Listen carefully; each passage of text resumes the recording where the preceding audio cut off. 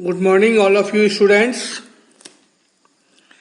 आज मैं आप लोगों को विसर्ग संधि का सस जुसो रूह पढ़ाने जा रहा हूं। सो लिसन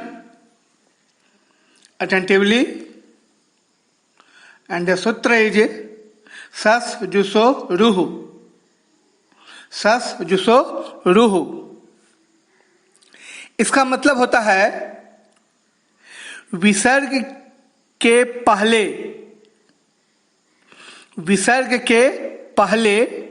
अ या आ को छोड़कर, विसर्ग के पहले अ या आ को छोड़कर कोई स्वर वर्ण हो और उसके बाद कोई भी स्वर या वर्ग का तीसरा, चौथा, पांचवा या य, र, ल, व और ह रहे तो विसर्ग का र हो जाता है। अंडरस्टूड?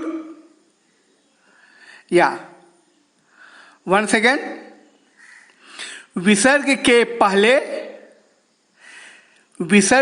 पहले अ या आ को छोड़कर कोई दूसरा स्वर वर्ण हो और उसके बाद में कोई भी स्वर या वर्ग का तीसरा, चौथा, पांचवा या य, र, ल, व और ह हो तो विसर्ग का र यानी आधा र हो जाता है। ठीक है बच्चों, अब उदाहरण देख लीजिए। निह जोर उपायः, यहां हम क्या देख रहे हैं? निह के बाद विसर्ग है, निह के बाद विसर्ग है और उसके पहले अ है, हर्सई है।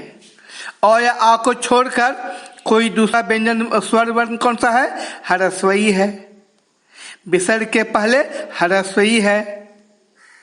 तो और उसके बाद हम क्या देखते हैं कि स्वर वर्ण है और स्वर वर्ण उ है, तो विसर्ग का मेरा क्या हो जाएगा? र हो जाएगा। एक बार फिर से देख लीजिए। निह जोर उपायः, तो निह में यह विसर्ग है, विसर्ग के पहले हरस्व ई है। हरस्व ई यानी अ या आ को छोड़कर कोई स्वर वर्ण, तो कोई स्वर वर्ण यानी हरस्व ई हो गया। तो विसर्ग के पहले हरस्व ई है और विसर्ग के बाद क्या है? स्वर या वर्ग का तीसरा, चौथा, पांचवा य, र, ल, व कोई ह रहे तो विसर्ग का क्या हो जाएगा? र हो जाएगा। तो जब विसर्ग का र हो गया तो निह जोर उपायः, तो क्या हो जाएगा? निरूपायः। निह जोर उपायः क्या हो जाएगा बच्चों? हाँ, वेरी गुड, निरूपायः। और सूत्र का नाम क्या हो जाएगा? सस जुसो रूह। सस जुसो रूह। अब मैं यदि आपसे पूछूं what is the meaning of the सस जुसो रूह, तो आप कहेंगे विसर्ग के पहले अ या आ को छोड़कर कोई स्वर वर्ण हो और उसके बाद में कोई भी स्वर या वर्ग का तीसरा, चौथा, पांचवा या य, र, ल, व और ह हो तो विसर्ग का क्या हो जाएगा? वेरी गुड, र हो जाता है, यानी र हलंत हो जाता है, आधा र हो जाता है। जैसे निह जोर उपायः क्या हो जाएगा? निरूपायः। अंडरस्टूड? दूसरा है दूह जोर आचारः।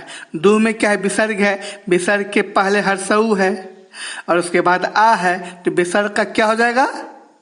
एग्जैक्टली रूह, र हो जाएगा, आधा र हो जाएगा। ठीक है, जब आधा र हो जाएगा तो दूह जोर आचारः क्या हो जाएगा? दुराचारः। उसके बाद अब मैं आपसे पूछता हूं, नी जोर झरा है तो क्या हो जाएगा? हाँ, वेरी गुड, निर्झरा है। कैसे हो गया? तो नी के बाद विसर्ग है, उसके बाद ह्रस्व ई है, और विसर्ग के बाद क्या है? वर्ग का तीसरा, चौथा, पांचवा वर्ण में से क्या चौथा वर्ण, चवर का चौथा वर्ण झ है, तो विसर्ग का क्या हो जाएगा? हाँ, र हो जाएगा, आधा र। तो नी ही जोर झरा क्या हो जाएगा? निर्झरा है। वाह, वेरी गुड। उम्मीद करते हैं आप लोग समझ गए होंगे। हाँ, थैंक यू।